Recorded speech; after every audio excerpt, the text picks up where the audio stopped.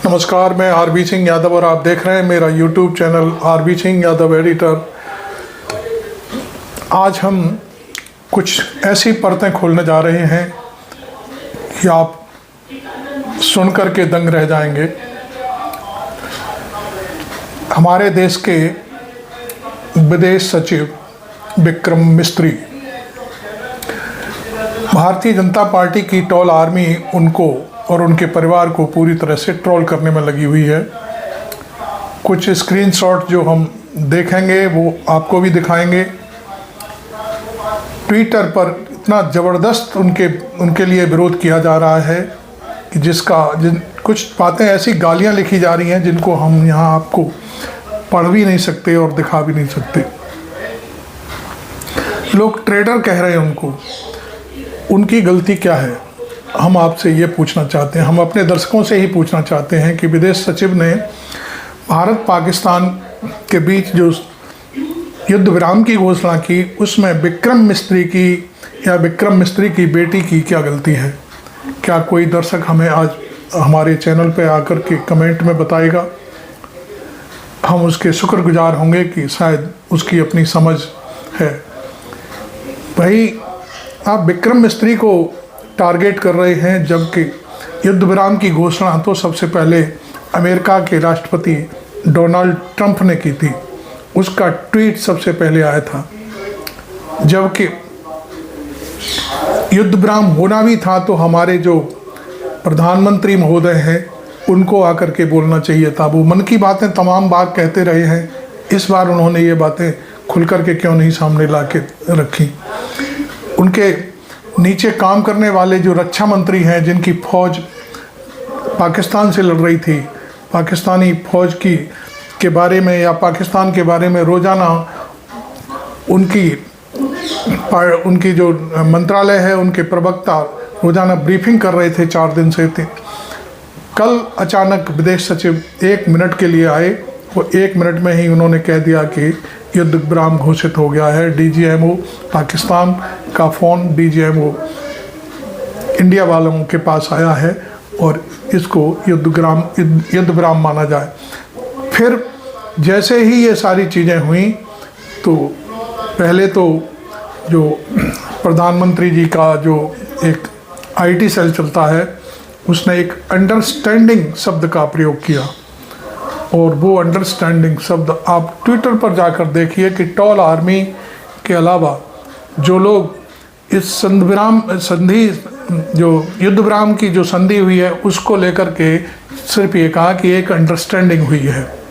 मतलब बात को धीरे धीरे पचाने के लिए उन्होंने अंडरस्टैंडिंग शब्द का यूज किया। और वो फिर आप देखते चले जाइए कि जितने भी ट्विटर पर हैंडल हैं इस युद्ध विराम को ठंडा करने के लिए, बात को ठंडा करने के लिए सारे के सारे एक ही लैंग्वेज लिखते चले जा रहे हैं। चाहे बीजेपी हो, बीजेपी के प्रवक्ता हों, चाहे और हों, चाहे कोई भी हो।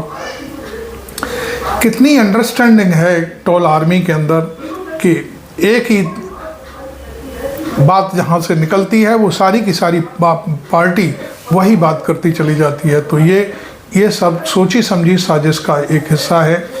और अब मैं फिर से आता हूँ कि विक्रम मिस्त्री को क्यों टारगेट किया गया, उनकी इसमें क्या गलती थी, वो आपको शायद मालूम नहीं होगा। मैं बता देना चाहता हूँ कि 1988 बैच के आईएफएस अफसर हैं। वो आई.के. गुजराल जो प्रधानमंत्री थे भारत सरकार के, उनके निजी सचिव रहे। उसके बाद मनमोहन सिंह के निजी सचिव रहे और इस समय भी वो प्रधानमंत्री नरेंद्र मोदी के भी निजी सचिव रह चुके हैं। अब आकर के उन्हें विदेश सचिव की नियुक्ति दी गई थी। वो तो अपनी ड्यूटी निभा रहे थे। उनकी क्या गलती है कि लोग ट्रोल आर्मी उनको और उनकी बेटी को ट्रोल कर रही है? ये एक बहुत बड़ी साजिश है। और इस साजिश के पीछे कौन है? तमाम पत्रकारों ने, मैं किन किन का नाम लूँ, सारे पत्रकार जो इस समय मेन स्ट्रीम मीडिया से बाहर हैं, वो सारे के सारे एक ही बात प्रधानमंत्री नरेंद्र मोदी से प्रार्थना कर रहे हैं, एक तरह से अपील कर रहे हैं कि प्रधानमंत्री जी इस ट्रोल आर्मी को रोकिए। ये बहुत बुरी बात है। ये आज आपके ही विदेश सचिव, आपके ही रहे निजी सचिव, भारत सरकार के सबसे साफ सुथरे जो विदेश सचिव हैं, उनको ही गालियां पड़ रही हैं, उन्हें ट्रोल किया जा रहा है, जाने क्या क्या कहा जा रहा है, उनकी बेटी तक को नहीं छोड़ा जा रहा है। तो ये सारी चीज़ें आप देखें, लेकिन आप जानते हैं मजाल है कि कोई भी व्यक्ति उनको आकर को बचाने की कोशिश करे। रक्षा मंत्रालय के विदेश मंत्रालय के वो सचिव हैं जयशंकर तक ने भी, जयशंकर तो जानते हैं, वो तो एक एक अफसर रहे हैं, अब जाकर के उनको ये सारी पदवी हासिल हुई है, मिनिस्ट्री मिली है, उन्हें नहीं मालूम कि ये सारी चीज़ें क्यों हो रही हैं, विक्रम मिस्त्री की इसमें क्या गलती है। लेकिन जयशंकर प्रसाद ने भी, प्रसाद नहीं है, जयशंकर ने भी किसी भी प्रकार की कोई अपील नहीं की कि आकर के कि इनके लिए इस तरह की बातें ना करें। रक्षा मंत्रालय के कहने से, रक्षा मंत्रालय की बात को आगे रखने के लिए विक्रम मिस्त्री आए, युद्धविराम की घोषणा की, तब रक्षा मंत्री भी कहीं दिखाई नहीं दे रहे हैं। तो आखिरकार ये सारी चीज़ें क्यों चलाई जा रही हैं? तो मैं ये आज छोटा सा एक वीडियो है मेरे पास, मैं इसमें कुछ मैंने स्क्रीनशॉट्स लिए हुए हैं ट्विटर से, जिसको आज एक्स कहते हैं, वो मैं आपको दिखाना चाहता हूं। तो आप देखिए पहले उनको, उसके बाद फिर हम बात करते हैं।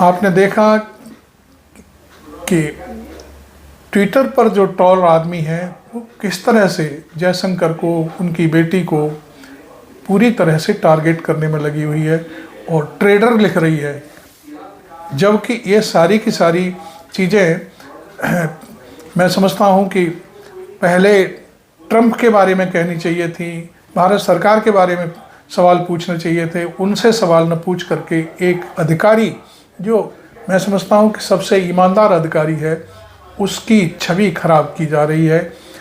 अब दूसरी बात मैं एक और कहना चाहूँगा कि